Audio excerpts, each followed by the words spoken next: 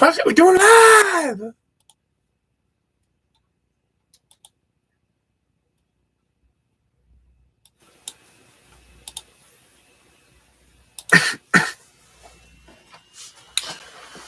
Yes, we are doing it live.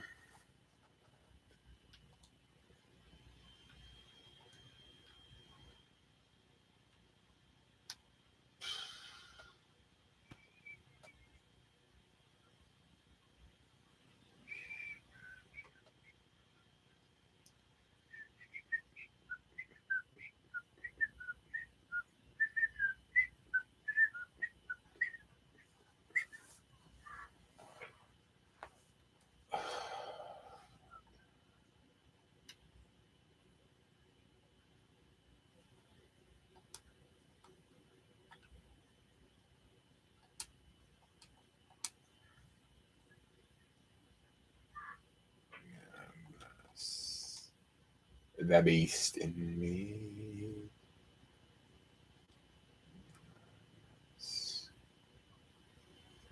The beast in me.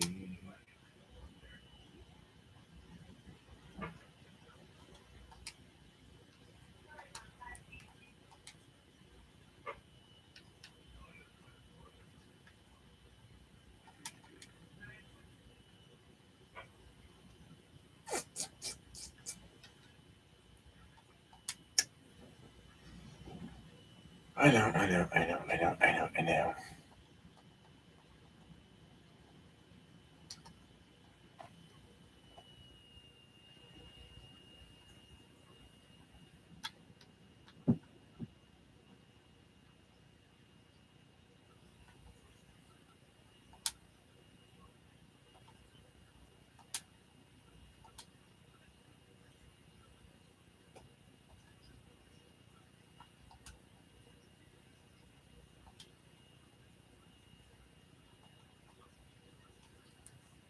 What the hell?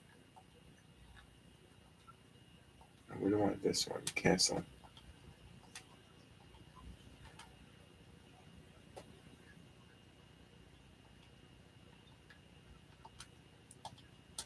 Okay, what the hell is going on?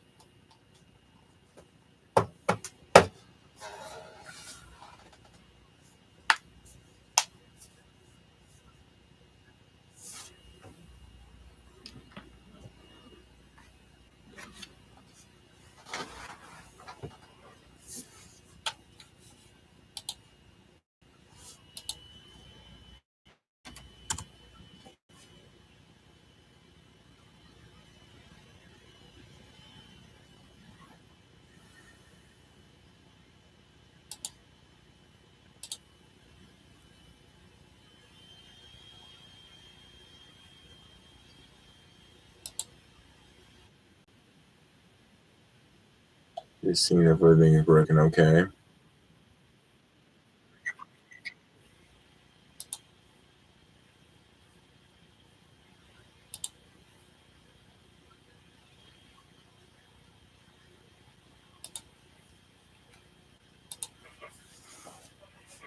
It seems like it is.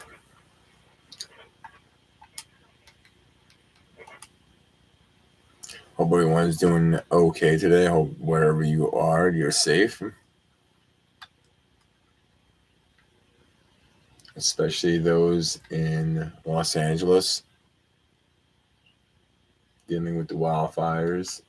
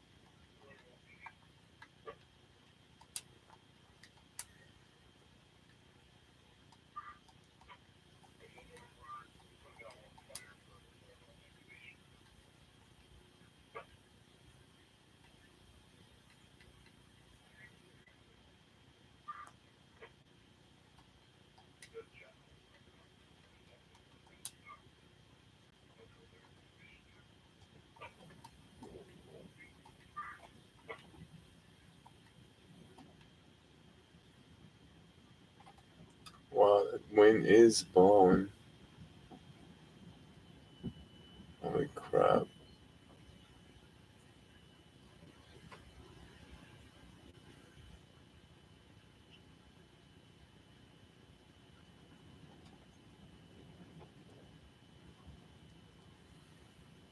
Wow. Wowie, wowie, wowie, wow.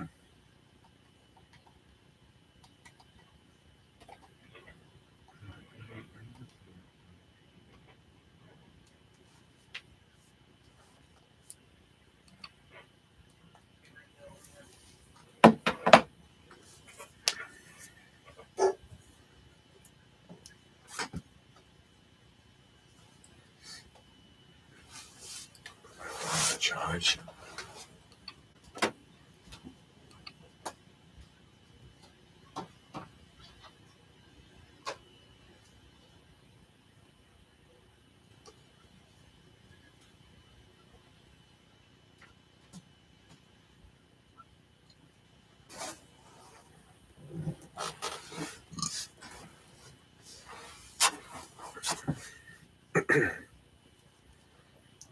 Put my phone on charge.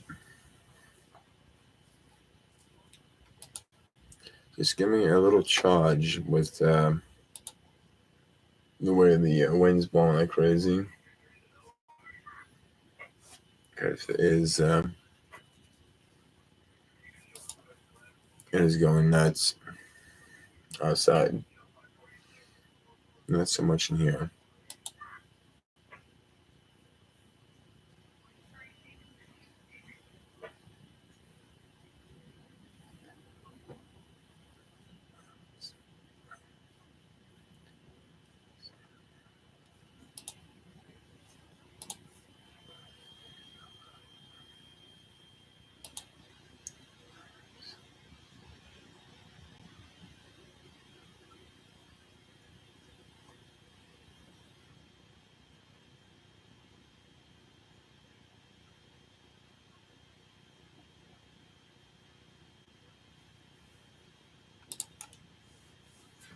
It's not pretty out there. I tell you what.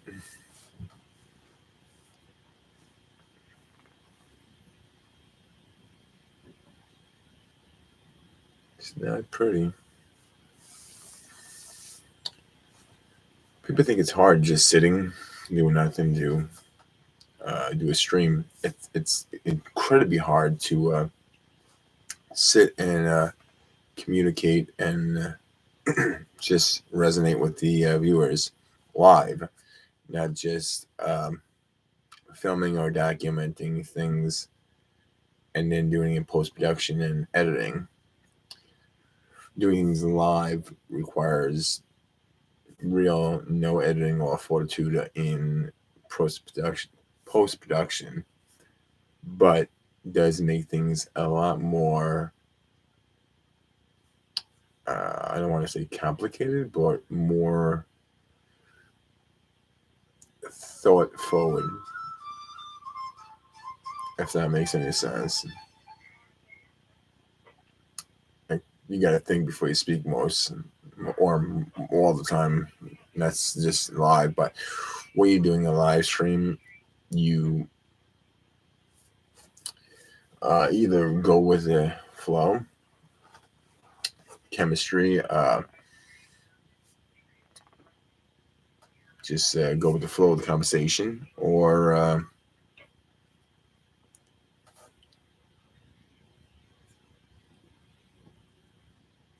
go with the script. I don't go with scripts. It's very few times, even in my vlogs, that I have a script. I never like doing scripts in my vlogs, only because I would say doing scripts, you have to remember lines and remember what the whole wow,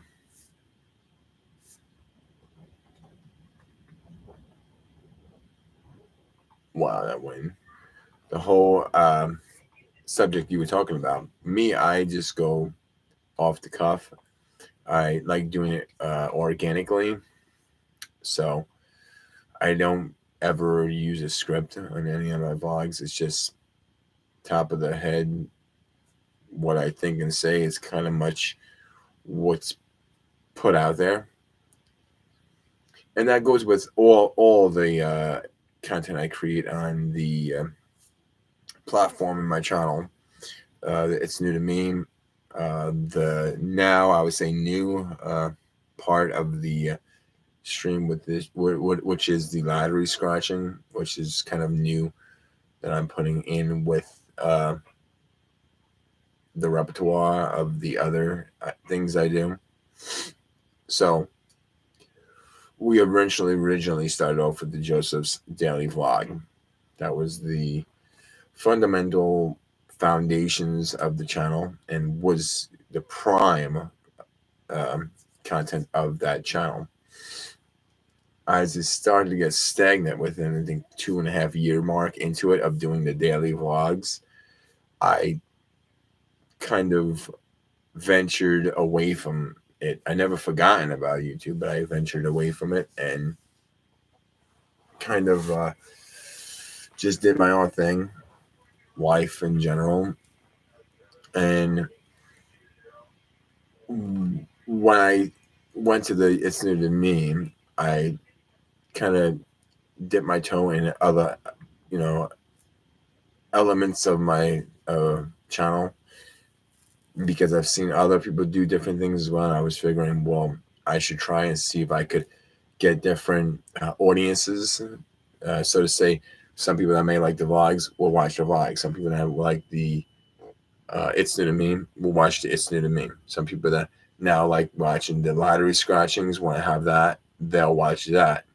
Some people like all of it, that watches everything. The It's New to Me, the vlogs, the scratchings. That's awesome. They watch all three. But I'm trying to make it where the content that's being created on this channel is versatile, whether it's my vlogs, whether it's the It's New to Me, whether it's the lottery scratchings that I do occasionally now. It ventures to the I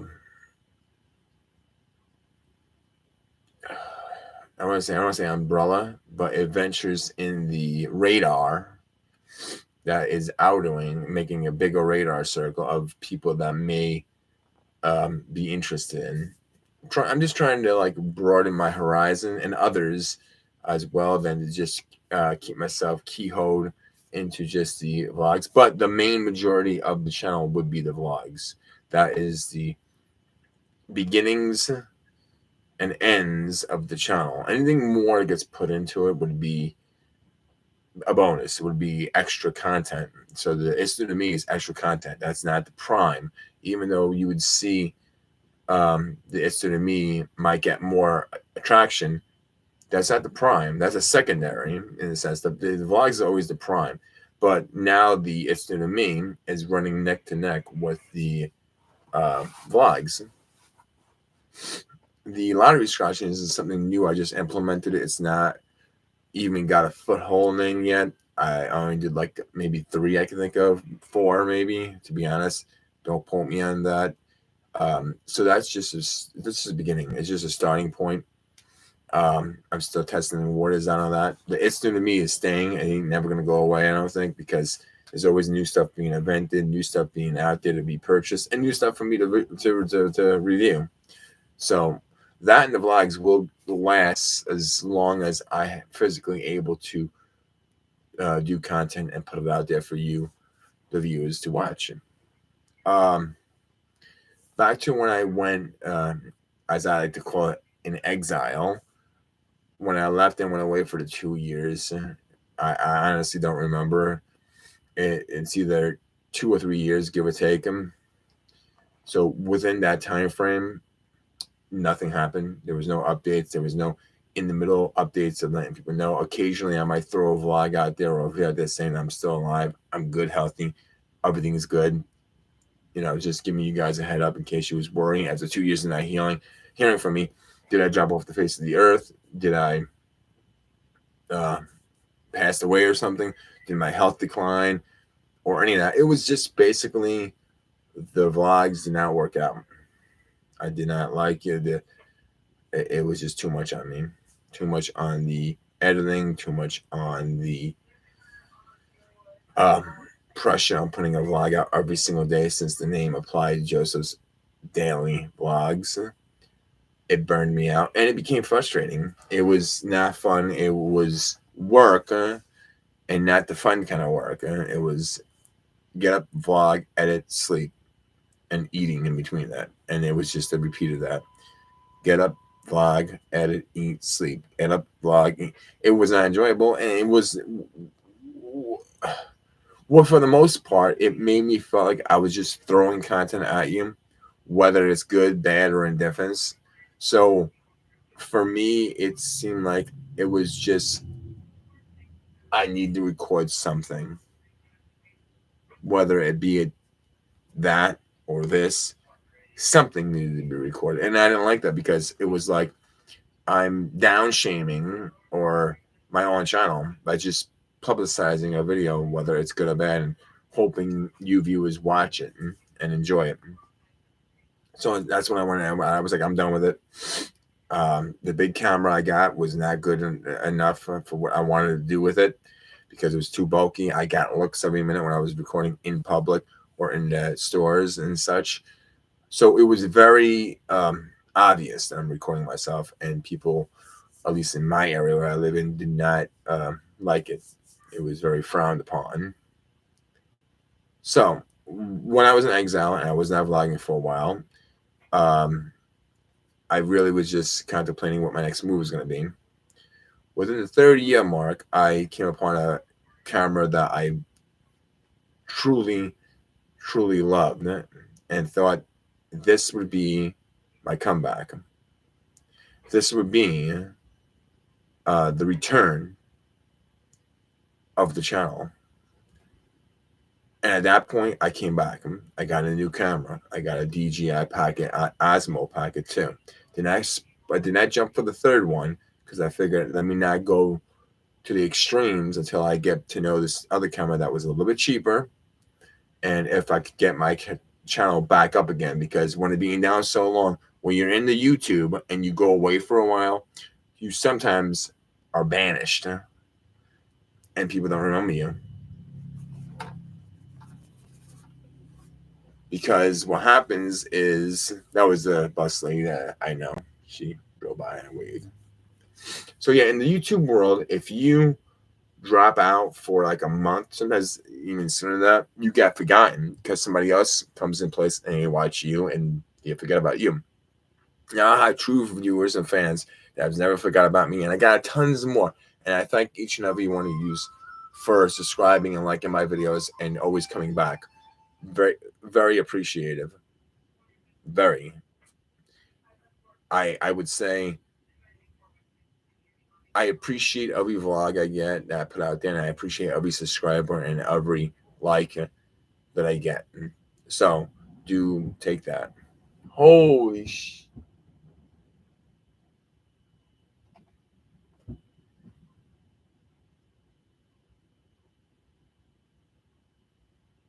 Sorry, that was just another 40 to 50 mile per hour wind gust right there. It shakes the house a little bit. I should put the camera at the window and show you the crowd when this happens because it is a. but yeah, so I got the camera. I came back, and I came back. I think strong. I think I came back strong enough that I could say that I enjoyed filming again. It brought back good memories of recording, and then I changed the name. And changing the name was kind of an issue in itself because when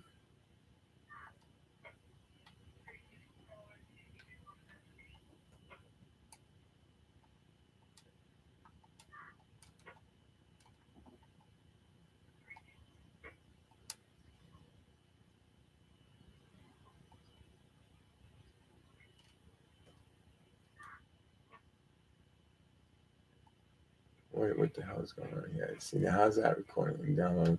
I'm trying to download a game. Sorry.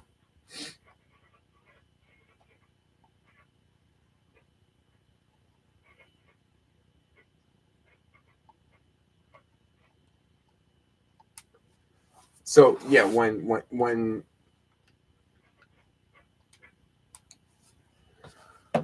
I started up the vlog and I changed the name was really just trial basis. Um,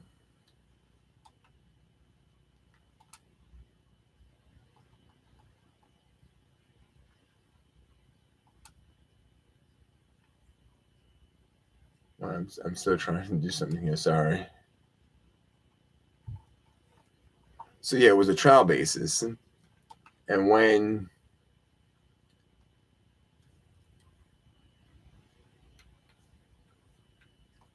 come on, that's not charged. The change of the name. I'm sorry, I'm getting distracted. I'm trying to do 3 things at once here. So yeah, okay. So the name change was Joseph's Vlogs, and I used that as a trial basis because I was not going to do daily vlogs anymore. I forbidden myself from doing daily vlogs, even though daily vlogs sometimes happens, and occasionally they will. I will do a vlog a couple days in a row, but it's not mandatory. So that's where things lessen up the easy on me. Where if I don't do a vlog today or tomorrow, no big deal. The people know that their vlogs aren't going to be daily now. So I changed that. Then I didn't like Joseph's vlogs. That did not sound right. It didn't sound me. So Joseph's random vlogs got the same roll of the tongue, comes off, same feeling like Joseph's daily vlog. Take away the daily, put in the random. So instead of Joseph's daily vlogs, Joseph's random vlogs, and that sprang all kinds of things that could be done. It could be random in a sense of one day I'm doing this in this park or amusement park, or doing this to another day I'm scratching lottery tickets, to another day I'm reviewing. So the random vlogs just came again organically. So with the Joseph's random vlogs, it literally means random. Gone all the days of Joseph's daily vlogs.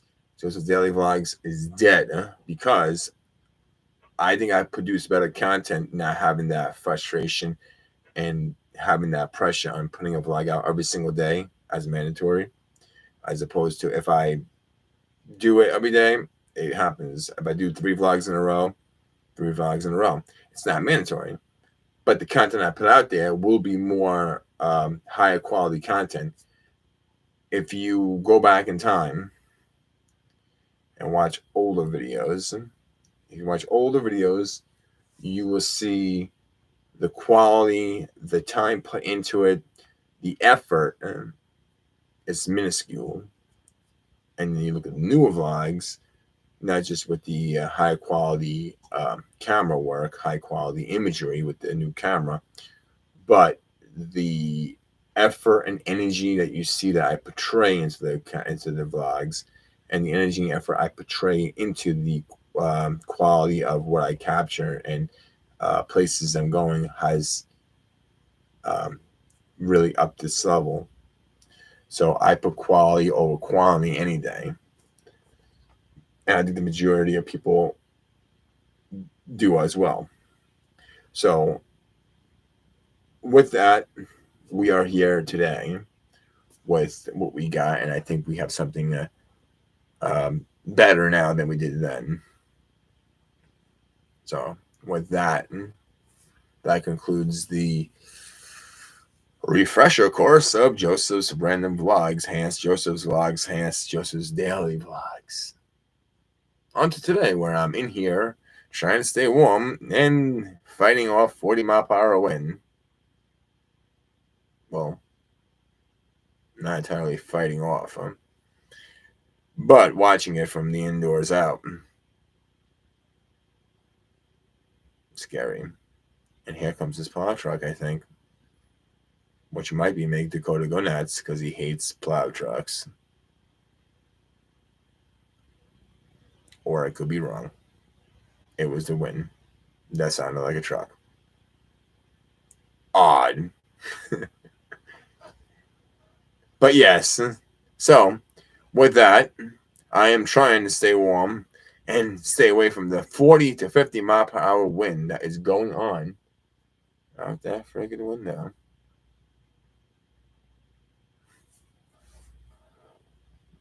So, yep, that's what's going on right this moment as we speak. I'm actually gonna put a game on. I got a few more new games recently. I'm actually downloading one right now.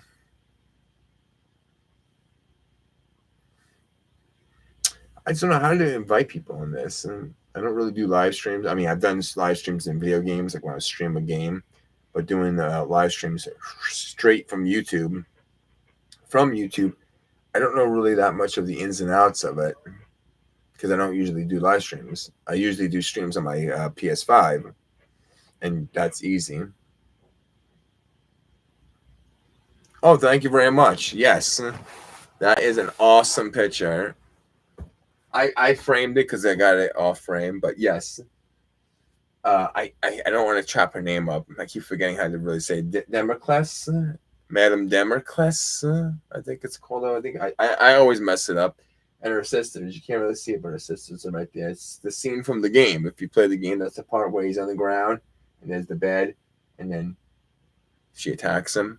But thank you very much. It is awesome, and I'm just I make it out of your way so you can see it. Then, how you doing?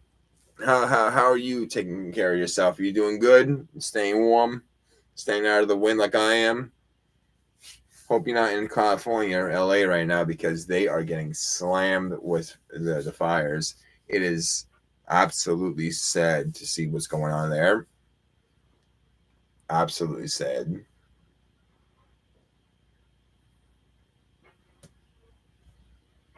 But thank you for joining the stream. Hope you are doing well as always.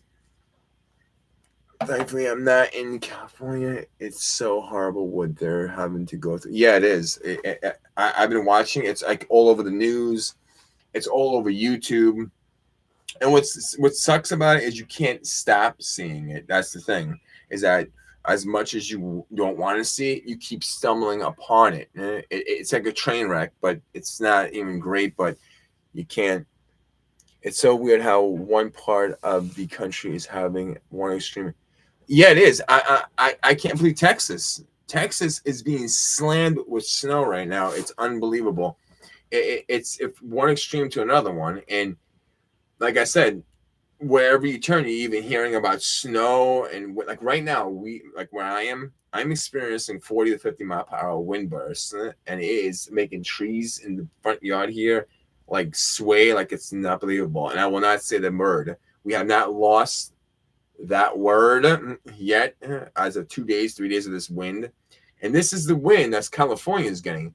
We're getting it after California. It is unbelievable how the snow is flying around and making whiteouts. It is extreme where I am. Not as extreme, but it's enough that I don't want to go out there. But yeah, it is crazy how it's devastating. And one thing it bothers me, and I think it probably went across your mind too, is the pets. No one has talked about the pets. We're talking about the Hollywood stars, Paris Hilton, John Goodman, all these celebrities that lost their homes, and all these people getting, have to evacuate. But I haven't heard anything about the pets. Are they saving the pets? Are their pets being burned to death in these buildings or not? Are people just leaving their pets behind? I mean, nobody has talked about the pets, and I think that should be addressed, at least somewhat. Are there, because there was one celebrity, I forgot who it was, who said to put bowls of water out and food for the pets that are trying to escape. Now, I don't know if they meant like wild pets, like dogs, wild dogs and cats, or any.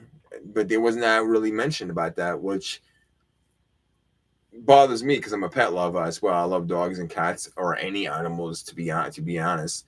So it just baffles me how we don't discuss the pets if they're being saved, rescued, or what.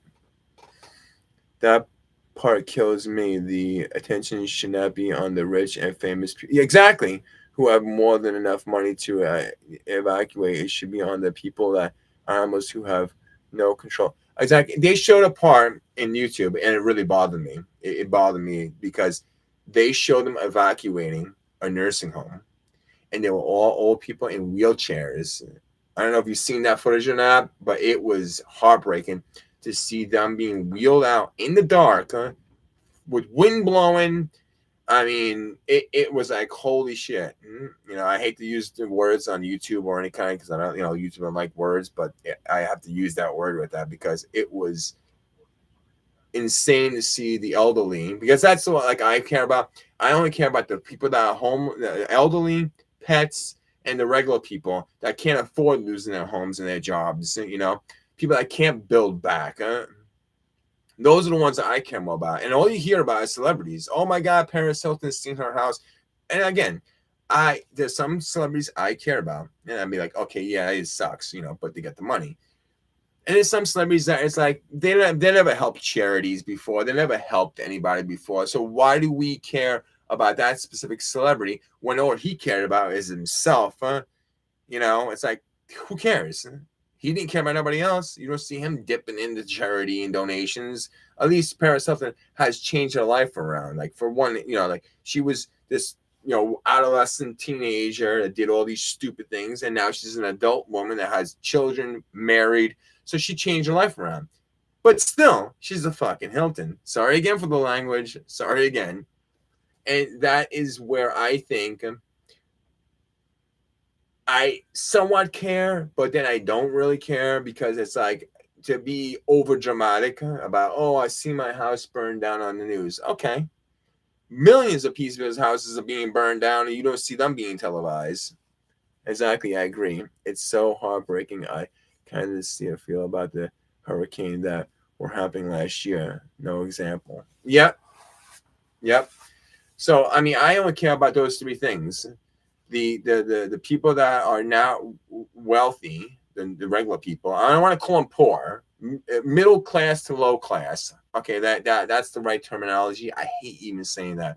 I hate saying middle class to low class because that makes you feel like if we are on a Titanic, you're on the bottom, so you go first. I hate saying that, but the middle to low class is what I care about the most, and the elderly, who, like even my friend Pam says, they can't rely on nobody. They have to rely on somebody else to save them.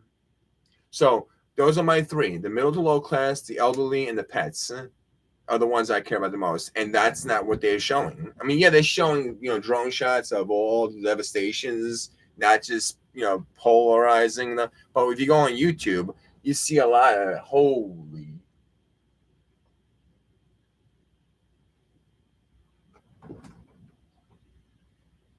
Yeah, I don't know if you can hear that. But when the wind blows and all the snow goes up against the window and you see nothing but just white going across it, gets a little eerie.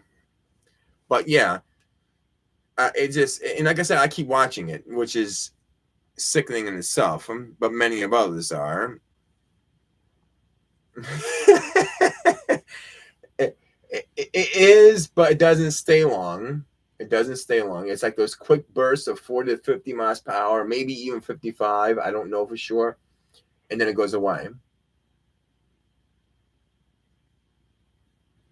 Let alone the temperature is like freaking maybe 10 degrees.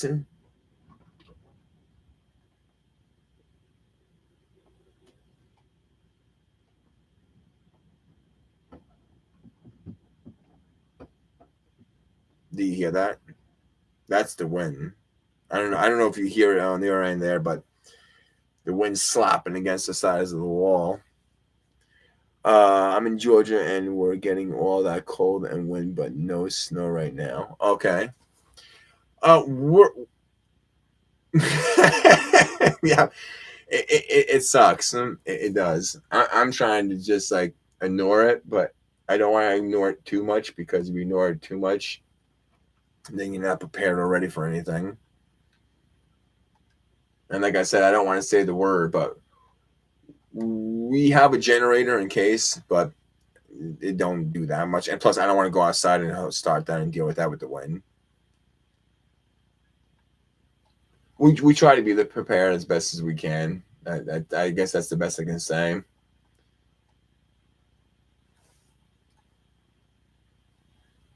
I've always been a person that don't like cold anyway. I hate this. I mean, I'm in New York, so I hate, someone that says they hate colds. Like, well, then why are you living in New York? It is what it is. Oh yeah, hopefully you don't have to use it, but it's good. Yeah, but the thing is that you can't run like a bunch of electric heaters on it, because then it drops down the amps, and then you have to keep refilling it with gas and whatnot. So the main furnace can't be used on it. So I mean, our stoves are gas, so I could pilot lights. I could light up the oven. I could light up and cook on it, so I could at least cook on. But it's just a pain in the butt. So I'm like, last 2 days we've been dealing with this wind. So all is good. All is hoping to be good. LOL. Sometimes people gotta move places where they don't like the weather. That's life, I guess. Yeah, but then look at that. I've been a person that wanted to go to California, for the glitz and glamour, and possibly being more popular on YouTube. Because if you go to Hollywood, that's where you're gonna make it. You go to New York, you make it there, you can make it anywhere. So they say. So I figured, I was one of those people that would want to go to California, because I figured more places to vlog, more places to do YouTube videos, and more things to do. And I watched today and yesterday, I'm thinking, holy cow! It's if I was there, I would be in deep knee high crap.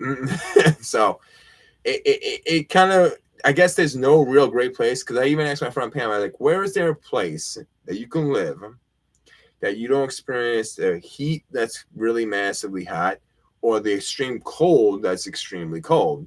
And she said there's no real place that you can live that is perfect without having one or the other. She said even Tennessee would be the closest. She said Tennessee would be the closest to have that perfect, where it's not always cold, but you're always going to get those snaps where it's going to get either really cold than usual, or because even Tennessee is getting snow, which usually they don't. So there's no perfect place to go. And I was thinking, I was like, where's that perfect place that I can go that I have to deal with this crappy weather in winter, or the extreme heat of summer? Just that perfect, sweet spot. There's no perfect sweet spot. Your perfect your perfect sweet spot is getting a house that has good heat and good AC, I guess, because then you can have your own little climate control. Because then you got, deal with both. Me personally, I can deal with hot. I can deal with heat better than I can deal with cold. That's me.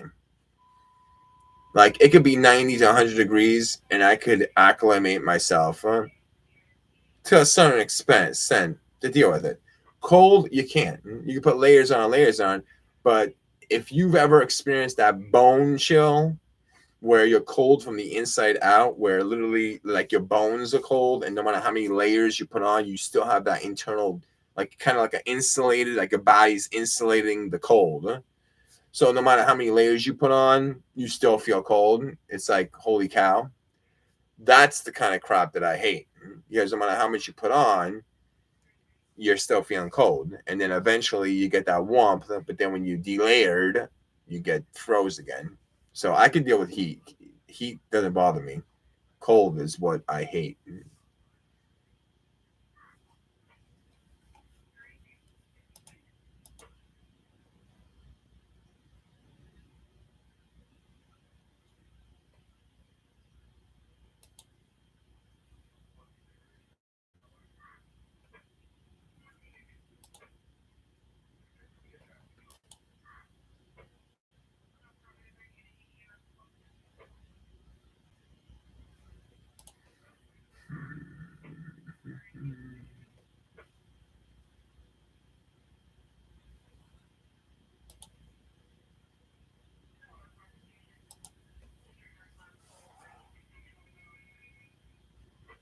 Wow. See, that's the kind of crap I don't want.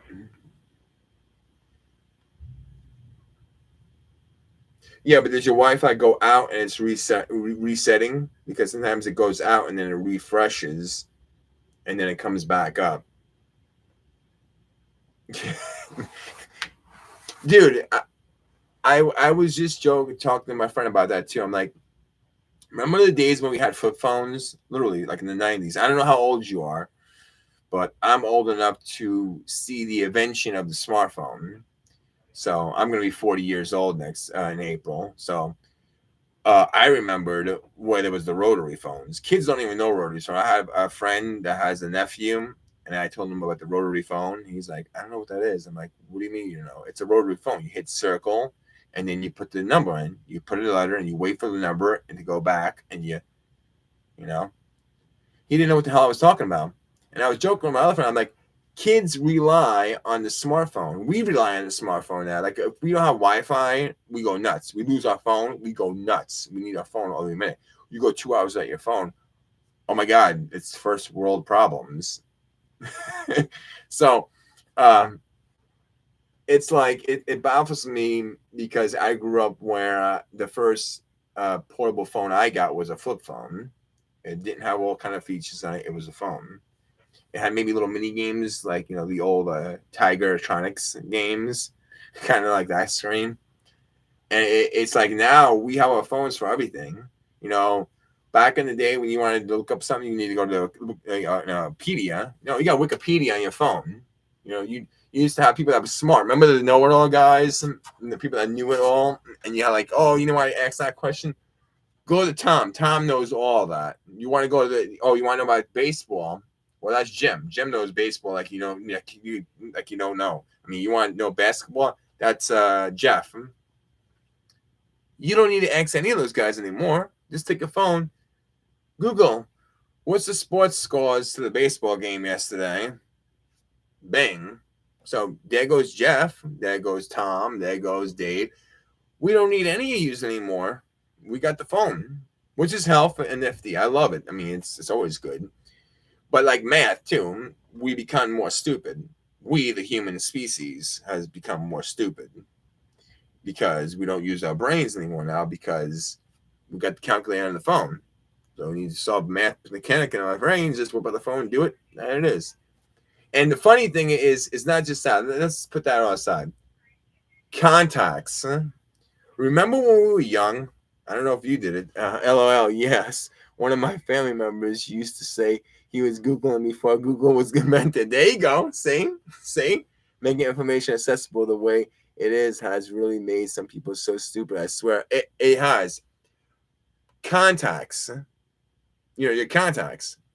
When I was younger, I had to memorize my home phone number in case I ever got lost, in case I ever was out somewhere and I needed to call home.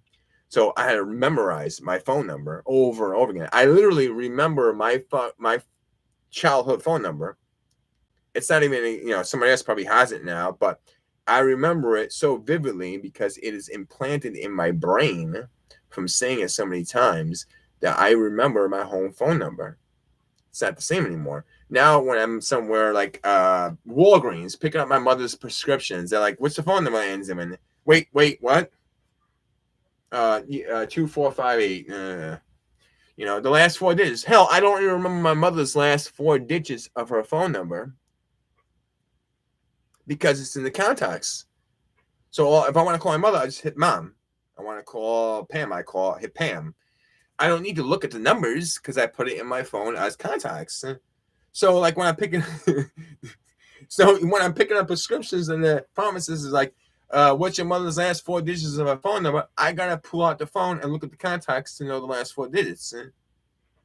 And if I have to call somebody and they're like, well, give me what's her number? And okay, hold on, I gotta look because I got I literally had to lie in the store once or a pharmacy and say, I just got a new phone. I don't remember the numbers. I just put them in because I felt like I was stupid to the pharmacist that I didn't know my mother's phone number. I had to lie and say she got a new phone the other day and I don't remember the number. And I had to look it up just to make myself feel good inside because it was like the person was judging me.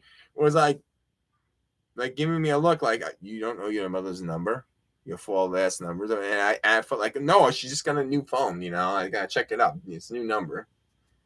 There it is. It sucks. I know my mom's phone number, my dad's and mine, and I will never memorize any others. I literally can't. That's so common, though. If we all lost our contacts today, nobody would know how to. It is literally. I literally had that happen. Uh, um, One time when I was switching phones back before I knew you could switch phones easily. So I just thought, oh, I got a new phone, because everything is up in the cloud. Well, I guess not everything, unless you put it there.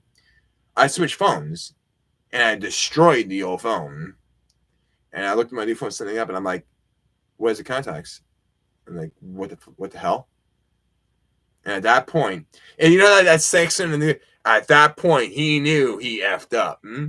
I literally stood there shocked, staring at my phone, and like that would be the perfect part in a meme of like, at this moment he knew he effed up, because I knew. I'm like, oh my god, my 100 contacts or whatever are now gone in oblivion because I destroyed the old phone. I figured I don't want it anymore, so I broke the SIM card, destroyed it. And I was like, holy shit. I started contacting, like, hey, give me Tom's number. Do you have it? And like, give me this person's number. So I started with one person, and I texted that one person to text the other person to give me that person's number. And it was like a chain. It was like a chain letter of numbers. Joe trying to rekindle. I got it back eventually, but it was like a chaotic mess. And then when I got another new phone, again, I did not know about the cloud because, again, this was new technology for me. So I was still learning. So what I did was I didn't know you can save contacts on the memory card and then switch it.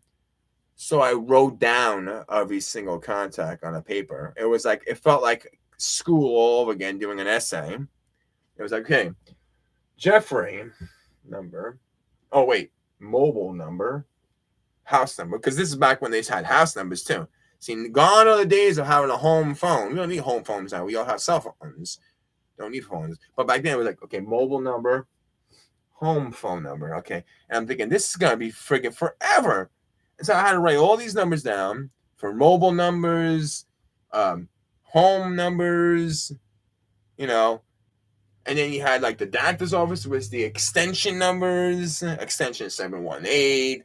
And I'm thinking, so like, it took 2 days to do this, and I finally switched over the phone. Now I learned that you can just save contacts, take the memory card out and your pictures and all that, and then put it in the new phone. Yeah.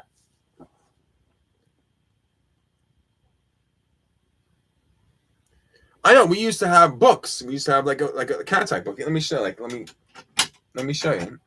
Pam actually bought me this, but it wasn't for numbers. It was for like passwords, because that's another thing I have a problem with is addresses, passwords. If I can find it, it's in my drawer in here. I feel it, but I also feel Hot Wheel cars, address books. People don't know these anymore, kids. Where you have usernames, passwords, and numbers, and you would put somebody's name down and their number, and then if you ever need it and you don't have a phone, you have it written down.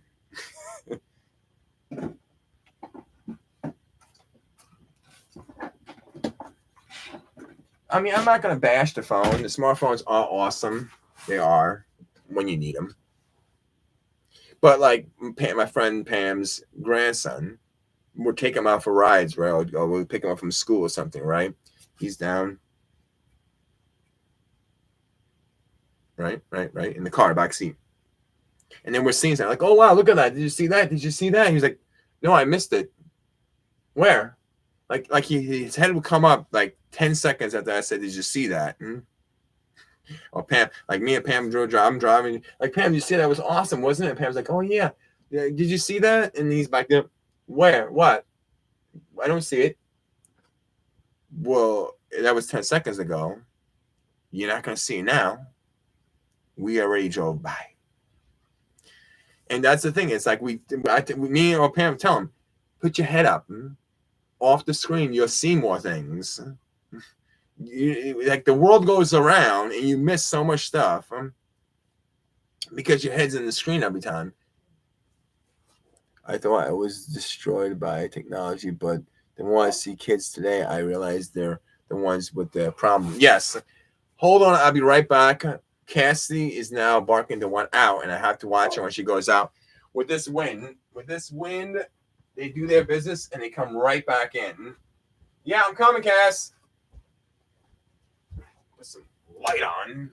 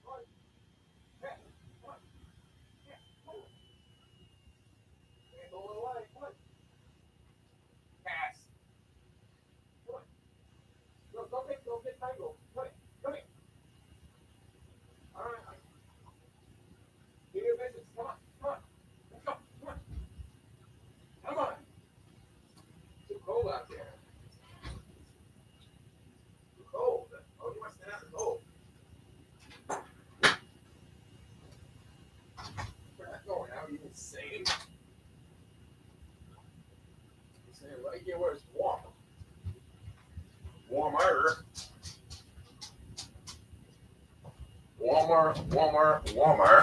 I'm ready to cook dinner soon. Dinner. Cassie, you gonna join the stream? You gonna join the stream? Come here and say hi. Not your butt. Come here. Say hi to the stream. The streamers. We're live streaming. Say hi. But they don't want to see your butt. They want to see your face. Come here. Oh well, whatever. We're not playing on the futon. No, we're not. We're not playing. Yes. 404-pound dog. She's sweet. So she flops on you. Cass. I'm not playing right now. I'm not. You showing everybody your exercises? Working on the Pilates? Jane Fonda? Yes, the Jane Fonda workouts. Yes. Oh, wait. What were you saying? Let's get physical? By Olivia Newton-John? No, we're not doing that. Don't you sass me.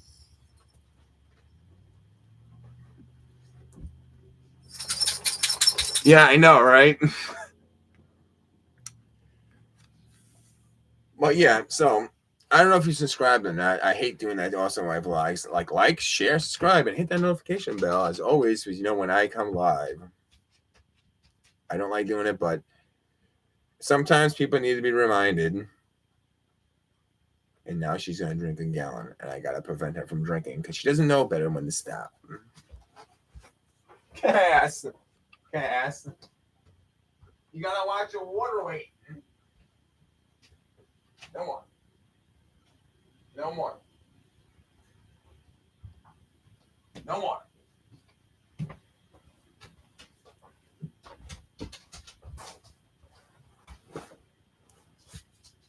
Oh, wow. All right, cool. Thank you for it. Thank you. Like I said before anybody came in the room, I appreciate every subscription I get. I'm not a subscription hound. I get my subscriptions organically and naturally. I don't by my subscribers or any of that. So I do appreciate every subscriber I get, like immensely. Every likes, every comments are positive, every subscriber, it's very appreciative. Because I'm a small timer, so um, I'm very laid back and I'm very appreciative of little things. A year ago, I had hardly any subscribers, and now I see them coming up and up, and it's like it's over something. It's actually sometimes over zealous of like, oh my god, I'm getting subscribers for what? And it's like, yeah, oh yeah, it matters way more that your subscribers do it because they want to, and not because you want the numbers. Yeah, I felt that way when I was making videos. Yeah, I mean, I see a lot of YouTubers that buy them by giving giveaways and putting rewards. And I was thinking about doing not a rewards thing, but I was thinking about doing like a PO box and stuff for fan mail and stuff to participate people in my videos. I see that's the thing I want to try to do is I get viewers, view my vlogs, view my streams, my It's New to Me, whatever I put out there on the YouTube, and people watch it. But there's no communication. Like now, we're communicating live right now. I would be so fun inviting people. Is always great for everyone. Yeah, exactly. I like to involve people. So I was thinking about doing fan mail. Like you send me a postcard, you can send me cards. I read them on the screen, either live or on video, because then it shows that we're all in it together. We're one big community. We're in the YouTube, and I have not done it yet because I don't know if I should or shouldn't, because I don't want to scare people away. I want to gain more people. And again, with me, it's not about the numbers. I would care more about, like I said before you came in the room, I was basically talking to myself about quality over quantity. You go back 10 years, because I've done this for like 12 years now on YouTube. You go back 10 years, 9 years, and watch my old videos. You see the quality and effort was not put into it. It was me doing daily vlogs and just putting it out there. Whatever it was, I recorded, put it out there. It was no effort put into it. There was no energy. It was just, I need to put something out. And that's what made me stop. And I actually went 2 years, almost 3, without vlogging at all. And I put a couple of ones out there every now and again to let people know I wasn't dead, or I forsaken YouTube, which I didn't. And then I came upon this. And this is what made me want to come back to the channel, is this camera. I saw other YouTubers do this camera specifically, and I don't like to plug people, but Adam the Woo. I watch his videos every day. I'm somewhat a fan of Adam the Woo. I don't know if a lot of people know of Adam the Woo. But he bought a DJI Osmo Pocket 3. I looked and did not want to spend $500 on a camera, not knowing if I was going to like it or use it as much as the worth of it costing. So I went and bought the Osmo Pocket 2, which was about half the price, $200. And I love it. And it's nifty. I can get images just by recording like this. And then if I want to flip it to get me, I press the button and it flips and it gets me. So with that, being a camera so small and nifty that I could put right in my pocket and then record and take it out, it kind of rejuvenated, because the last camera I used was huge. It was like this big bulky thing. And then being in the stores and stuff, people would look at you and would say, we don't like filming or whatnot. This is so stealthy. I could hold it in 2 hands in a shopping cart and have it pointed and record while I'm walking around the stores, and people think I have a phone or something in my hand. I totally feel that once you start doing something because you feel a need to, it takes the joy away from it. Wow, that is a sick looking. Yeah, and like I said, the only reason I found this is because I saw it out of the Woo film. It used his new 3. I got 2. And I mean, just flip it. And as you can see, this is what I'm seeing.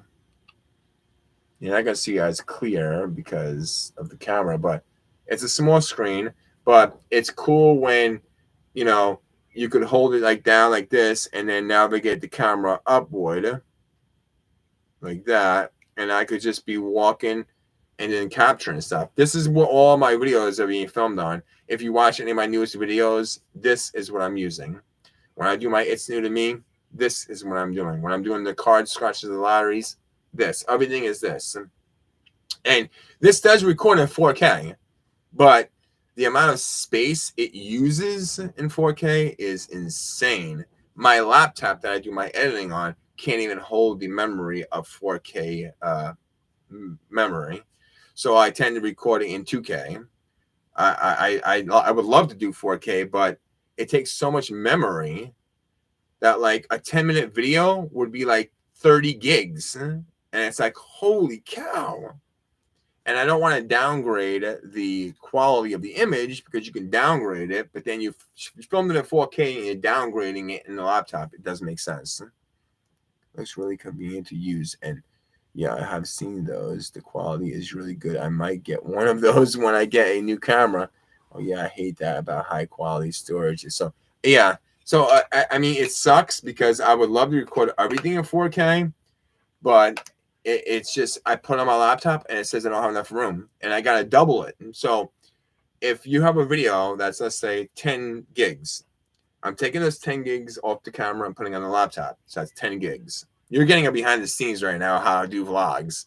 I don't usually share how I do it, but you put it on the laptop. Then you put it in the editing program. So then you put all those 10 gigs of clips in the editing.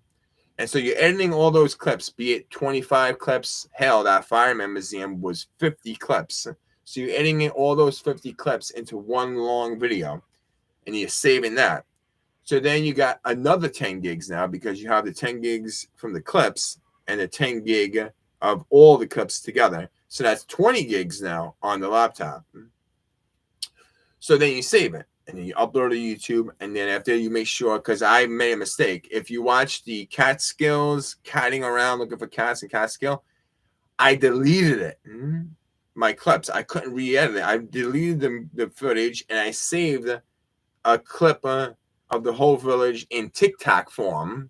Because when you save the video, it saves it in the regular and then it makes a subsection for TikTok videos. So I had to upload the TikTok version, which that's why I had the black bars on both sides and not the original because I accidentally deleted that one by accident and all the clips. So now I don't delete nothing until it's on YouTube. And once it's there, then I delete all my old footage. But yeah, I would love to record everything in 4K, but the storage space is insane. So I do 2K. 2K is a little bit less. And when I do my lotteries, I do that in 1080. It doesn't gotta be perfect image quality for scratching lotteries. I will occasionally do 4K. Like if I'm doing, let's say, 4th of July this year, if I'm going to go do the fireworks, I might do the fireworks in 4K maybe, because that's going to make the fireworks look more immersive and realistic in 4K. I have not decided yet. I could actually record it in 4K and upscale it to record it in 2K and then upscale it to 4K. I've done that too. I've literally recorded stuff in 2K and then bumped it up in the editing program to 4K. You don't get full 4K though, because if you're recording it in 4K and then uploading it you get full 4K. If you're uploading it in 2K and upscaling it to 4K, it's like a in between 2K and 4K, not full 4K, but it's still better than nothing. I mean, hell, look at my old vlogs. I'm not even joking. I looked at them and be like, oh my God, that was horrible footage. I literally critique myself. I hate looking at myself, but when you look at my old vlogs and you see the quality of the image, it is horrible. I mean, you look at the image in the bottom where you click what quality is. We're talking about 480. 480. Not even 720. Okay. So yeah, this camera really rejuvenated my vlogging, and it really makes it where I don't feel like I'm intruding when I'm recording. When I'm out in public, I don't feel like I'm intruding when I'm walking around outside and I'm recording, because my old camera, I'll show you my old camera. And this is a good camera too, because this camera costs the same, which is weird, right? I know. This one costs the same as that one. This was my not my original vlogging camera. My original one was tiny, like a little Fuji thing. But then I went and when I got Biden money, I bought this. And this was my other vlogging camera. And it has 50 times the zoom, which is awesome. But I mean, it's good for taking pictures. I mean, I could go to the pictures of the moon. And when you take pictures of the moon, you can see the craters. This is the zoom lens.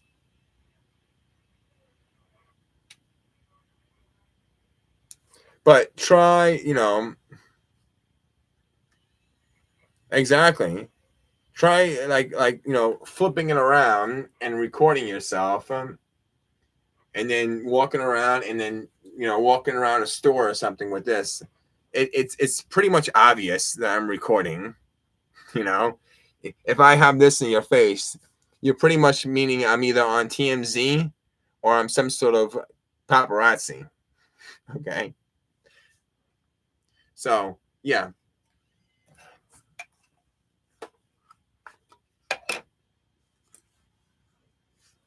$200. $200.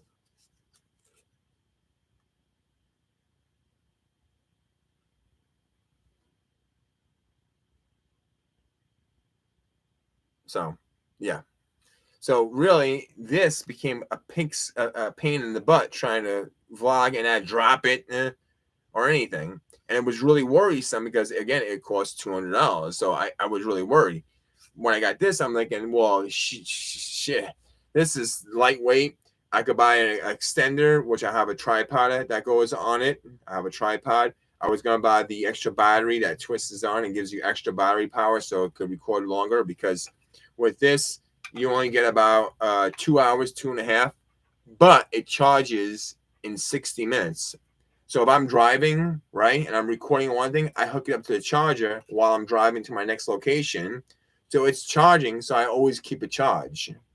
But like when I was in the Fireman Museum, I didn't have an extra charge. I had to walk around, record what I can, and that's why I would use the extra battery pack if I could get it for those purposes. That's crazy. I've seen vapes bigger than the new camera. Wow. I know. Like I said, that one goes for about $200 if you're interested in getting one for yourself. I will not recommend getting the newest one. The newest one is the Osmo Pocket 3, and that goes for about $500. I will not recommend that one right now, unless you're a hardcore vlogger. Unless you're making that YouTube bucks. I'm closing the curtains. I'm tired of seeing the wind. I'm tired of seeing the wind. Closing the curtains.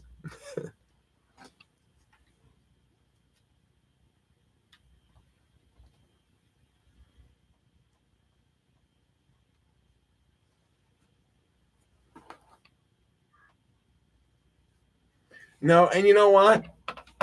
I don't really want to make the YouTube bucks. I don't want to be like Mr. Beast and those people. Honestly, I would be happy if I made $50 a month from YouTube, $100 a month from YouTube. That would be at least that would show me that my content is knowledgeable enough that my content is something that YouTube thinks is worthy. So I never set my bar so high that it would be like, and again, like I told my friend Pam as well, I said, I don't want to be where one day I wake up, I got 216 subscribers, and the next day I wake up, I got 20,000 subscribers. It would be overwhelming.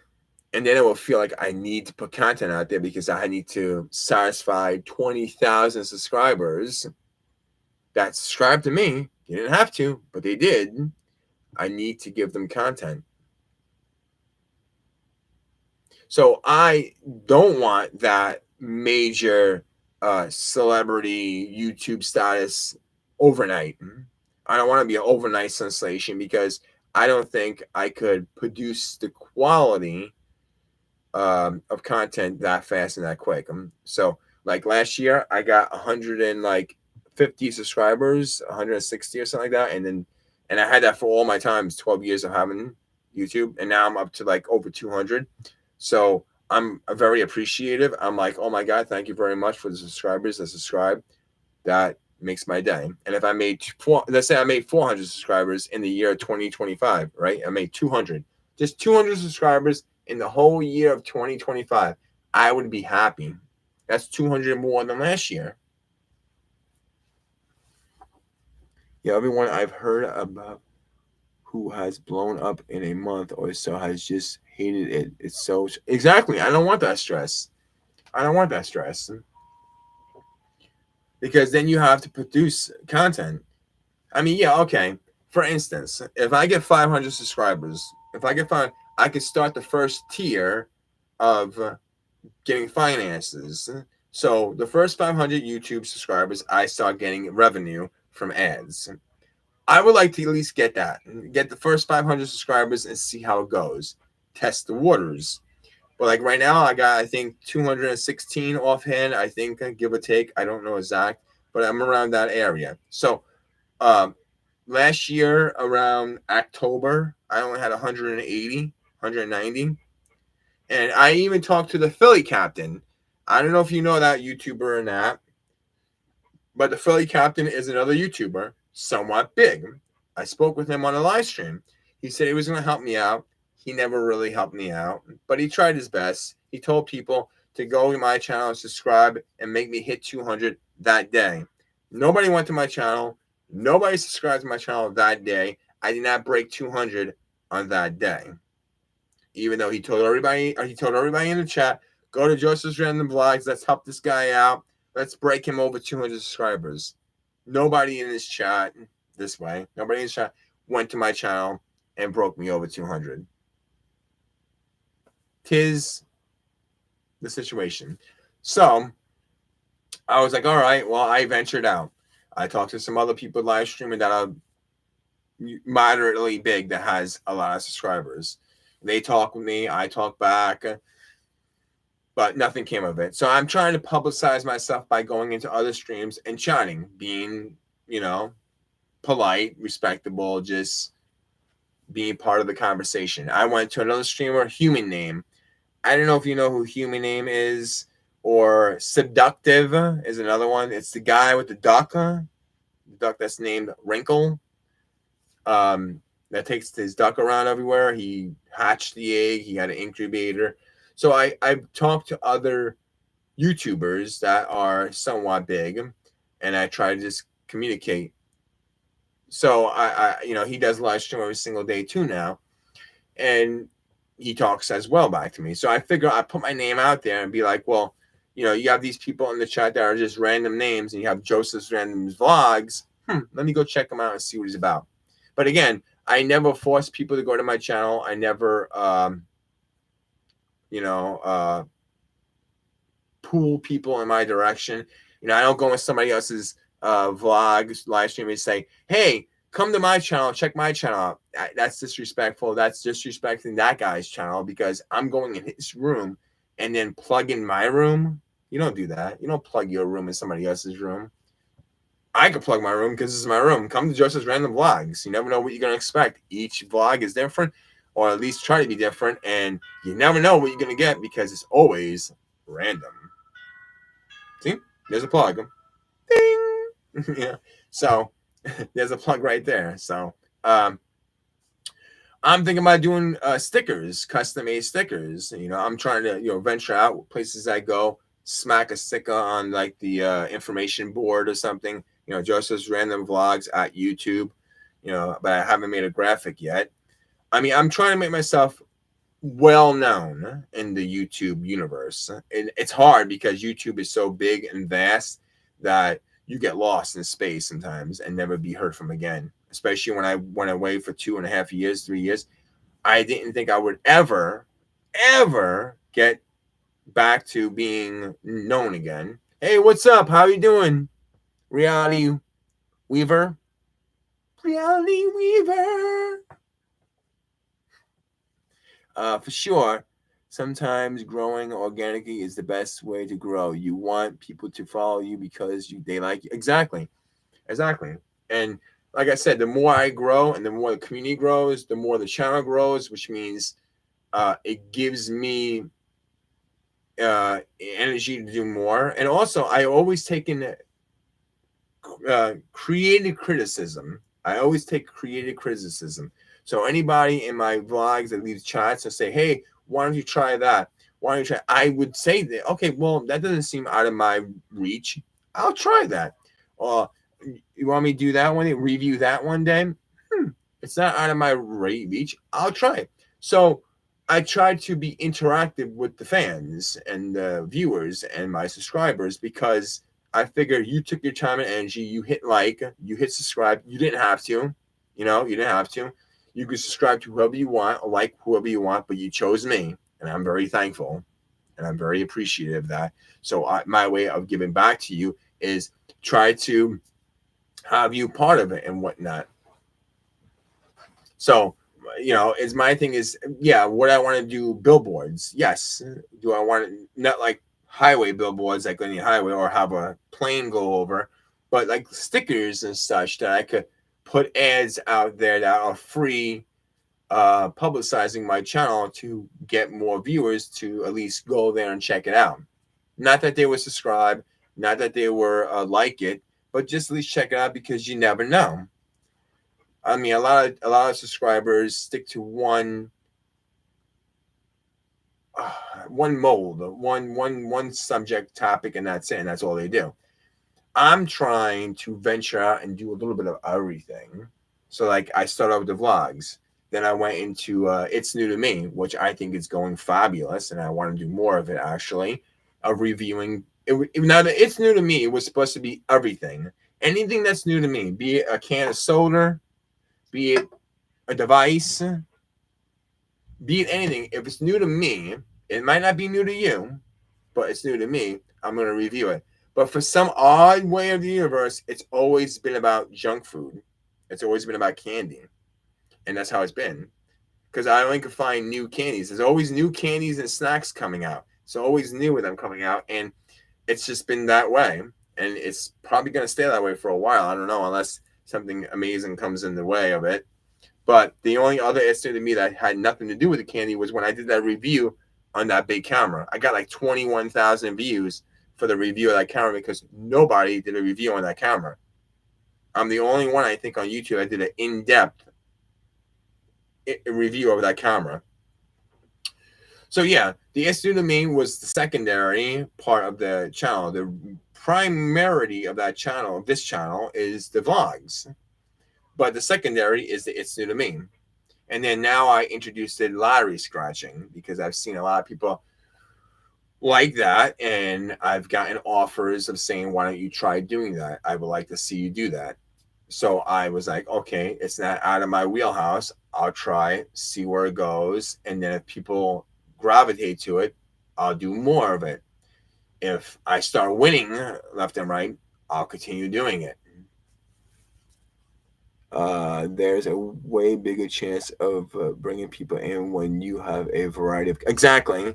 There's a huge community of lottery scratching, and it's so surprising to see that. I know it is to me, and I've gone down that rabbit hole. I've subscribed to a couple of people that do daily scratches, and I watch it, and I get a high watching other people scratch. They win money, I get high. I'm like, oh my god, like I get the hype of it when it's not even me winning. So I can see the popularity of that because I'm watching other people scratching, and I sometimes get hyped up when I'm not even the one doing it. So I guess it's just one of those.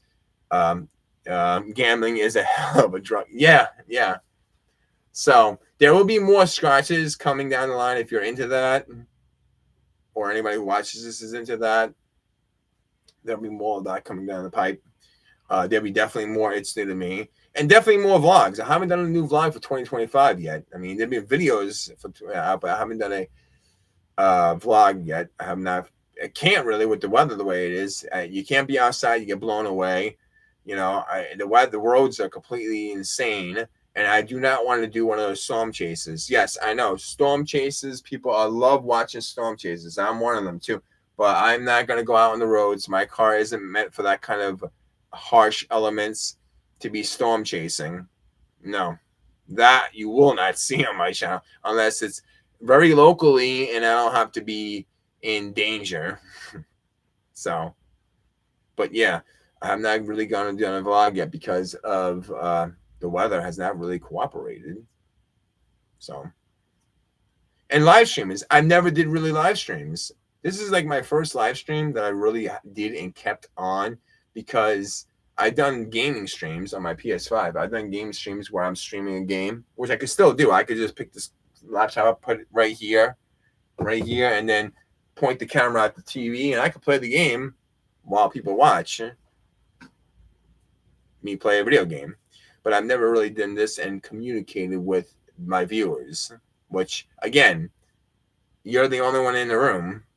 So I don't know how to draw people into live streaming where we can have a community where we can all chat and just be a group, just communicating, chatting, hanging out, and talking about God knows what. Storm chases is a whole lot better to watch. Exactly. I will agree to that. I will definitely agree to that.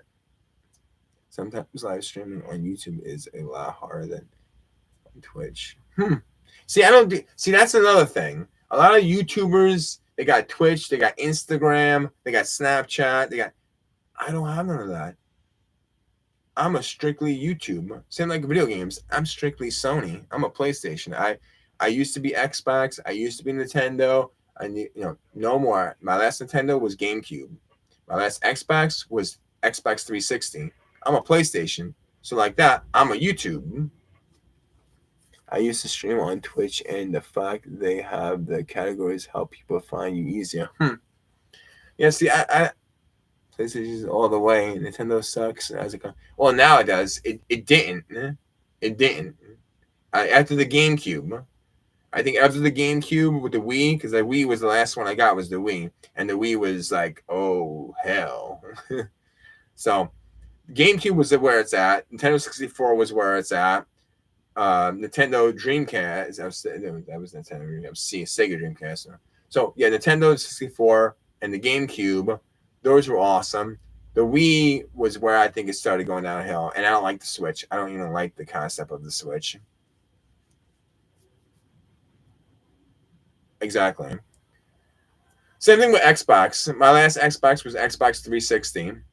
And not for nothing, I hate to say it, but I think the original Xbox was the best. The original Xbox was, I think, the best. But that's just my opinion.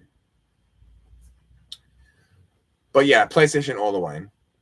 So, yeah, I don't have Instagram. Yeah, I think I have an Instagram, but I never use it. I used to post like every day when I watch a movie or something, I'll post the cover of the movie and say, I'm watching this movie out. What do you think about it? Stuff like that. But that was decades ago. And I have Xbox 360. Yeah, that was my last system. Xbox 360. After that, I did not get no more Xboxes.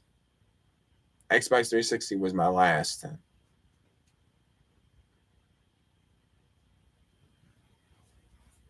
But yeah, so my thing is all these subscribers, they found me from YouTube, which I know I'd probably get more if I did Instagram, Snapchat, Twitch, and all that. But to me, it makes it more complicated and again, stress because then I have to log into all these different accounts and then stream and have them all going to, that one, and then try to keep track of where my friends and subscribers on Twitch and YouTube.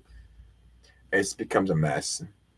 I mean, I could try in the future about Twitch and see how that works out because I know you can stream from Twitch and YouTube at the same time, but still.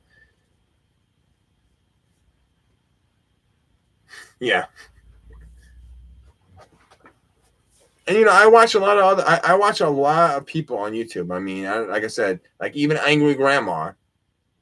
I don't know if you ever heard of Angry Grandma. which used to be Angry Grandpa, which like it was the original was Angry Grandpa. He died, and now there's Angry Grandma.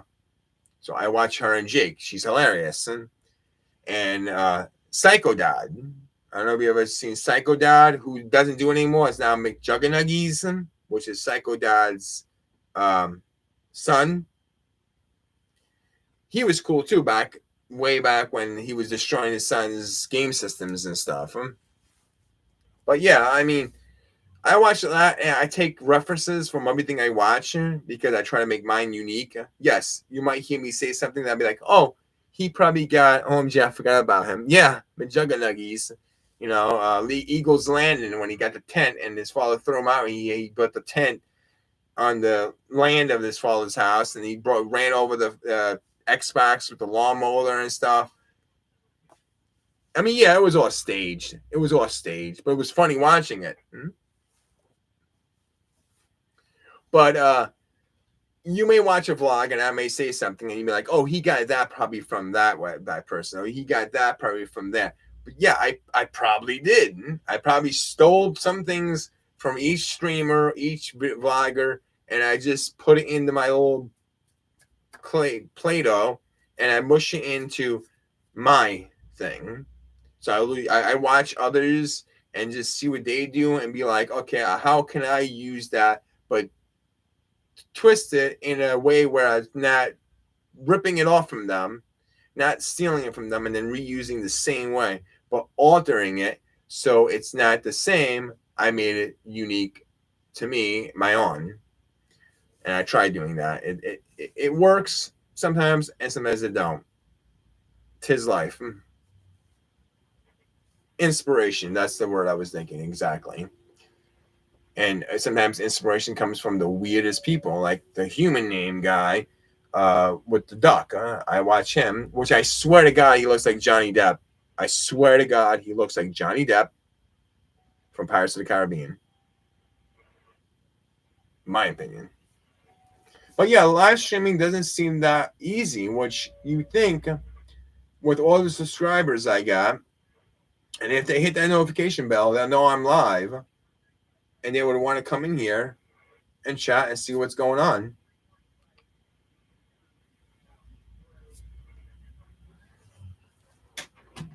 Maybe I need to, these are not the right colors. I have the right colors. Where's the right colors? Where is it? Maybe I need to be Morpheus.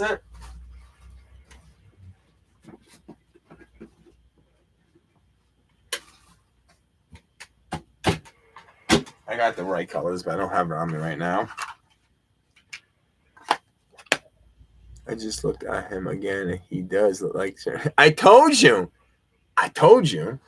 Maybe I need to be like Morpheus.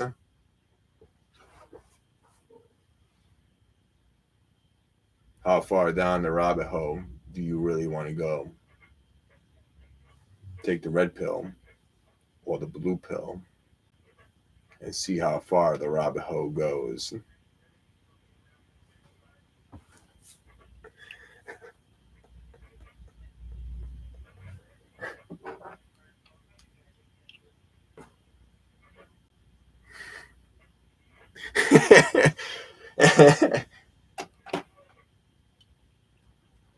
Well, Human Name wears the blue ones.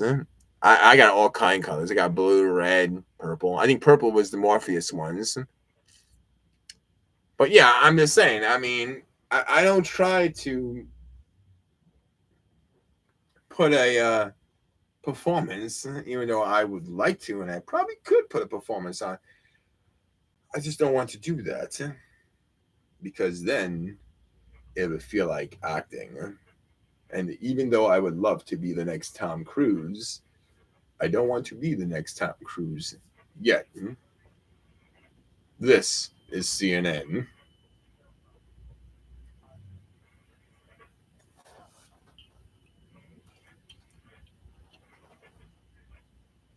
Everything the light touches is our land.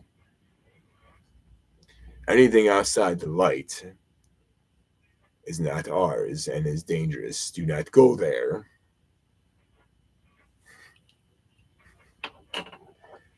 They're not glasses to read. Yeah, being yourself always feels the rest. Well, I mean, I like portraying stuff. I like doing, stuff. I like being like, like you know, what's your favorite scary movie?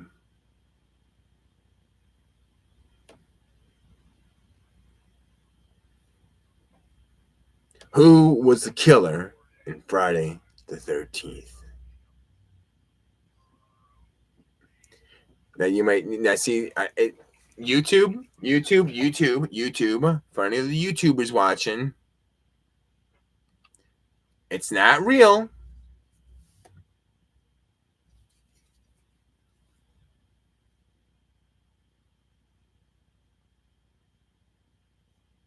It's not real. It looks real, but it is flat. It is flat. It's flat. As you can see, it is a movie prop. See? Movie prop. Movie prop. Because it is real, but it's shaved. See, it's a real knife. It's real. It's a real knife. It's a real buck 19 that was used in Scream, but they shaved off the blade and they rounded the tip. So the tip ain't sharp. It's rounded. It's shaved. So it has that sharpness on the side, but the that it's just flat.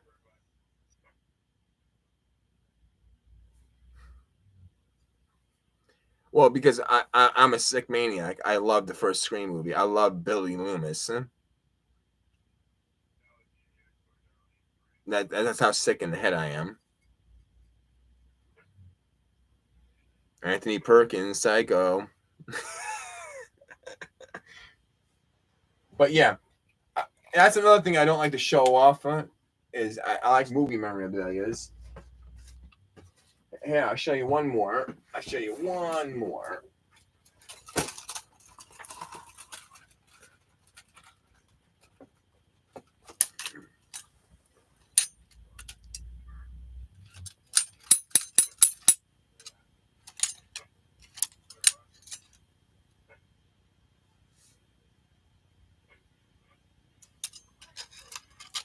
No. Freddy Krueger. Now these are sharp because I sharpened them. These are because when I bought them, the movie prop was not the sharp ones, so I took out my old grinder and I grinded them, kind of like how Freddy did it. You ever seen the? I don't know what Freddy movie it was. What Freddy movie where he had the grinder going and he put the blade over the grinder and it was sparks? Kind of like that's how I did it. I recreated the sharpening of the blades like Freddy did. These would probably, if I went down hard enough, would cut. But again, only for show.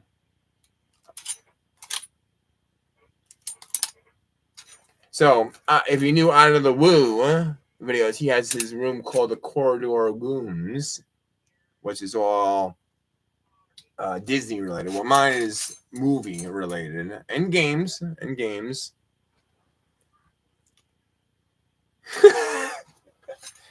Yeah, I don't know. He might not think it's real. I don't know. I seriously would not know. But yeah, I mean, I don't like to gloat because, like I said, I'm very humble and don't like to really gloat about what I have and what I buy, only because I know some people can't and might frown upon me showing it. And I don't like that because that would make me feel like I'm putting others down. I don't know how much movie stuff do you post, but that would be a good thing to do as well. Yeah, I know. See, I was thinking that, but I don't want like a negative effect back on it. Yeah, because it'd be like, oh, look all what this guy has. Look, I'm showing off all his stuff. I can't get it, but he can. When I'm supposed to subscribe to him, I'm not gonna subscribe to him. See, that's how I feel, how it might be portrayed on the other side of the screen. So I don't like to. Yeah, I know it must be because, like I said, I have that problem with social anxiety and such. So with me is I sometimes overstep where I get too comfortable, and then it might come off being where I'm showing off and bragging because I get excited talking about movies, such and stuff, and it might come off as this guy is one big bragger, which I really don't want to be. I mean, there's stuff up there that would blow your mind. Some of the things, um, like right up there, there's something right behind. There's a little figurine. There's something right there that is a movie memorabilia that would be like wow. But again, I don't want to show everything off because I feel as if I did, others may not be able to achieve it or buy or get it, and then I'm the one that has it and showing it off and be like, who cares, dude? Only real hardcore moviegoers would like it, and movie fanatics. Like, I mean, like, I didn't even want to show it. I didn't want to show it.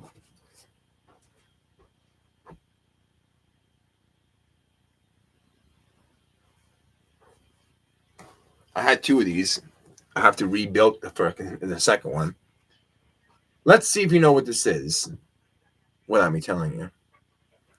That makes sense. I get like that about showing people things too, but I realize if they take it as bragging, it's probably more their issue than yours. No, that's true. That is true. Can I edit this way?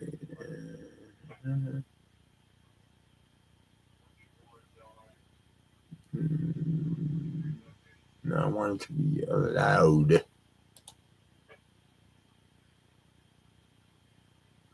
Yes, okay. All right. Let's see if you know what this is without me telling you. What is this and where is this from? This is one of two. I have another one, but it was filled. It did have liquid in it. It was blue.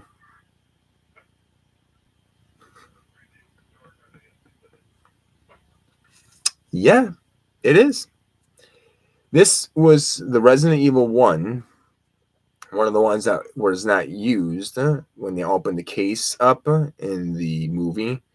This would be filled with blue. This would have been the virus where they put in the gun and then you open the arm and then and it shoots into the arm. I have another one that was green, which was the antivirus. But over the years, the shit evaporated. It evaporated. It blew my mind. It evaporated because I did not think it was going to evaporate, but it did, which really, really bothered me for the price I paid.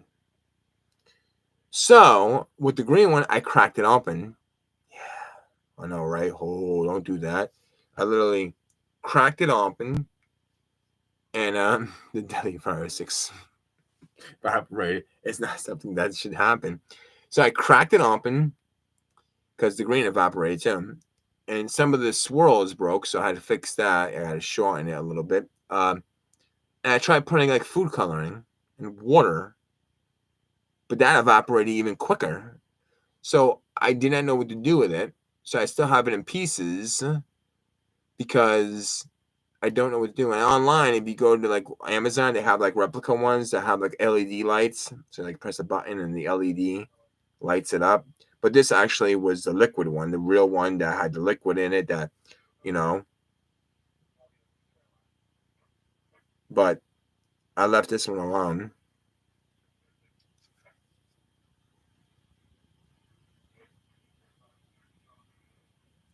That's what I was thinking. That's what I was thinking.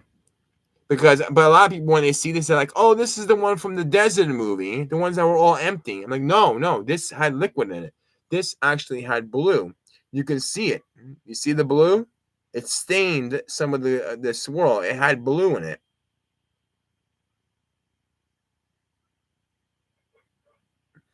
Because people are like, oh, that's the one that was in the desert movie one, where it was just empty ones. No, this one had liquid in it.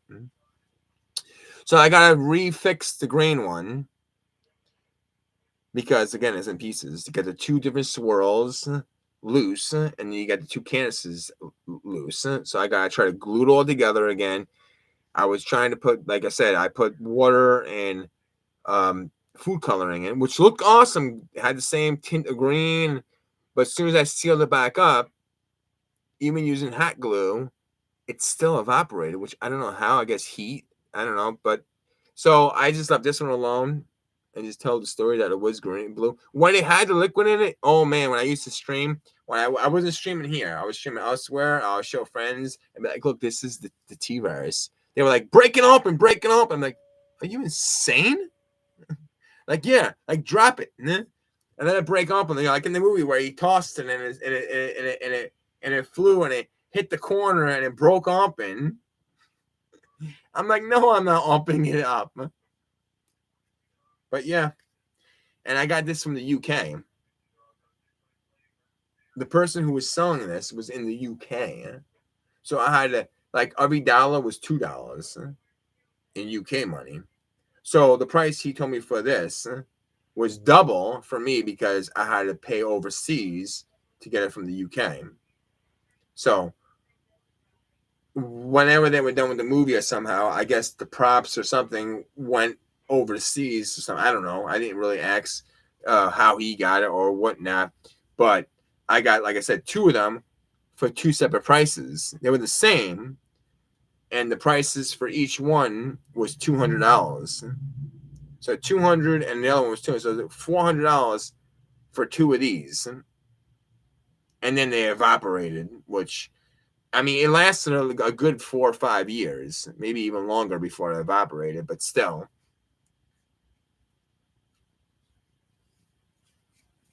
But yeah, like I said, I don't want to gloat. This feels like I'm gloating, but I'm not. I swear. I'm surprised you knew it. Not that many people know that the Resident Evil vials from the movie, not from like the game or like a TV show, or this is from the original Resident Evil 1 movie, which a lot of people don't know that. Which, no, not at all. I love Resident Evil so much. Me too. I even like Nemesis, Apocalypse, the second movie. I thought that was an actual okay movie for people that hated it. I like the second one with the Nemesis. I always like the Nemesis. Anyway, people like Professor X, or I did not like X. I did not like the X dude. I like the Nemesis. I'm a Nemesis fan of the bad. I'm also a fan of her, but yeah. And I love Alba Wesker.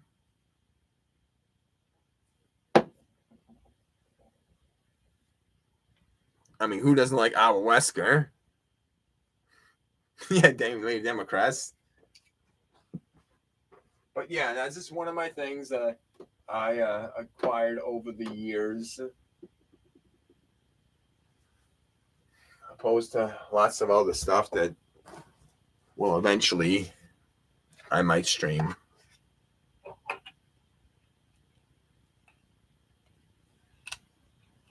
Cool. I like it too. I really do like it too. I wish she was in the game more though. I really wish she and the whole vampire theme with the vampires more than the Lycans. It was more Lycans in it than I wanted it to be. I really wanted it to be more vampire oriented. I wanted it to be the majority of her and her sisters. I felt as if that was a teaser between fighting her and her sisters. It was so short in the beginning of the game, and then they were gone, that it just felt like I wish there was be more of that theme with her and her sisters. I the other bosses are kind of forgettable. Hate to say it, but they kind of are. The scariest game was Resident Evil 6. I mean, that family, holy cow. You should occasionally talk about your movie memorabilia. Movie fans are so passionate, and that's a good way to grow up. Yeah, maybe I should try doing that.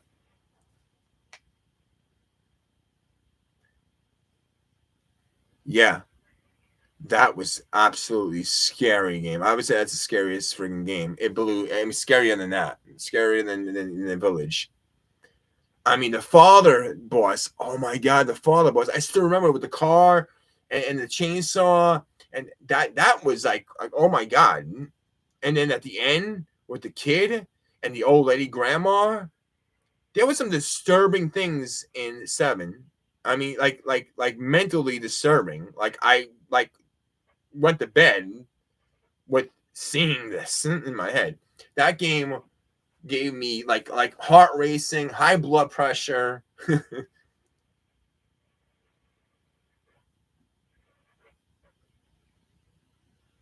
Yeah, that game. And it what sucks is I went into Village fearing like I was gonna have that like I had in seven, but I didn't. It was very toned down, which I don't know why. Maybe because people were too scared in seven.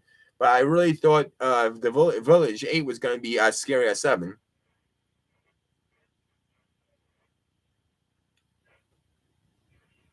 Yeah, I'm just saying that was some scary crap that was going on in that game. I'm gonna replay it again too. I might even live stream it. I might even live stream that game. I know I have the VR. I played half the game without the VR. Then I got the VR and I played the last half with the VR. And the VR was even scarier. I don't think I would play that game from the beginning to end in VR. No, I don't think I would.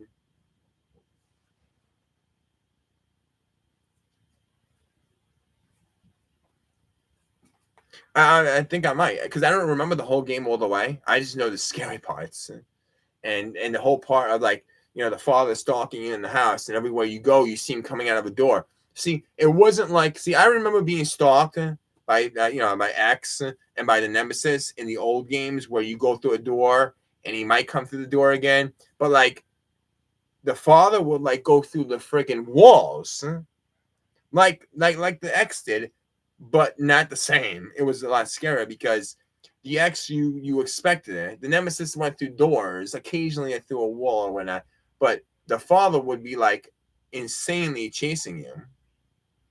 Like everywhere you go and you turn around, he's there, and then you hear him in the back yelling or joking or giggling or laughing or something, and it was like oh my god, oh my god, oh my god, oh my god, oh my god, oh my god. And then the molds were annoying, the fungus, but they were scary as hell too, because their attacks were not like what you could memorize, and they swarm you, and it was just, that game. That game was mentally disturbing.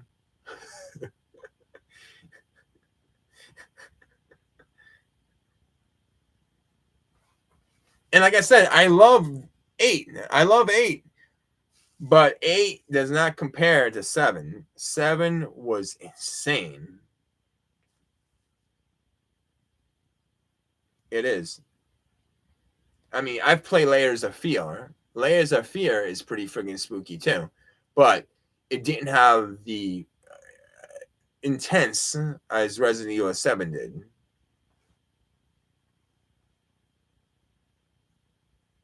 Oh, hell yeah.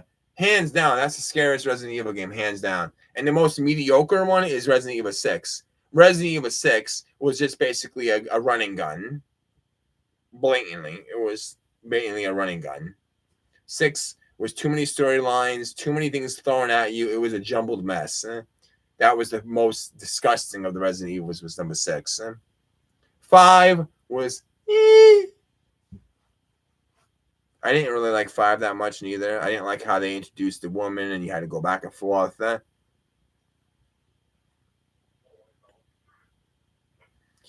Resident Evil 2 was the best. I loved Resident Evil 2. I loved the city. I loved the whole police department section. I love where you explore fucking Raccoon City. I mean, Resident Evil 1 was okay, but it was mostly in the mansion. That was it. Resident Evil 2 took the city. You actually get to explore Raccoon City. That's what I loved about the exploration. Resident Evil 3 was the same. You get to explore Raccoon City, but then you get to go back to the police place and play precinct. But it wasn't the same. Not as big of the city as 2 was. 4. I don't know. 4 was okay. I mean, I like it. It was, but again, it was in a other country, and I mean, I don't know. I didn't really. I mean, I liked it. It's a good game. It's a good game play and whatnot. I played the remasters and all that. Again, it wasn't the same because I like the Raccoon City environment. But then we had 5. 5 was again. I did not like 5 that much neither. I liked it. Good gameplay again. Again, another country. This time it was like near Africa. Yeah, see, I didn't play multiplayer, so to me it was like, eh. And then we had Resident Evil 6, and then 7 was holy, and then 8 was good too, and now we got 9. Who knows what 9 is gonna be?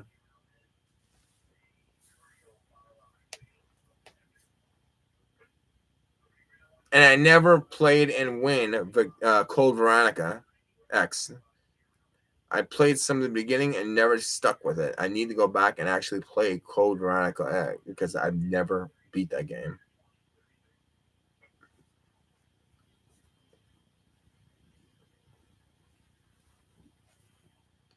But yeah, I might actually live stream Resident Evil 7 from the beginning to the end and do it in parts.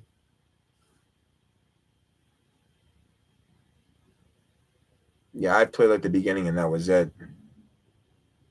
So you want to hit the notification bell because you never know. I might start streaming Resident Evil 7 later tonight. Who knows? If I get the hankering after talking about it so much. I keep my noties on. Shit. I'll put on my headset because that really gets the blood pumping too when you have the headset on. But anyway, I think I'm going to end the stream for now because I got to go cook dinner. I'm going to make some pasta. It's dinner time. And I might come on live again later tonight. So keep your notifications on in case. I might do another live stream like this, or I might even put the game on and stream the game. That'd be insane. The immersion, yeah. So thank you for all who came to the stream. Thank you all for communicating and sharing, liking, and hitting the notification bell and all that good stuff, all that positive energy and vibes out there. Thank you as well for you. And I hope to all see you all again. And like I said to you, I'm chatting with, I might come on later, either like this or on the game. And hope to see you all there. Take care. See you again later. And hopefully we won't have the 40-mile-per-hour wind because it's supposed to end at 6 p.m. and we're getting close to 6 p.m. on the East Coast. So hopefully later on I won't be worrying about the 40-mile-per-hour winds. You have a good night too as well. Like I said, I might see you later as well.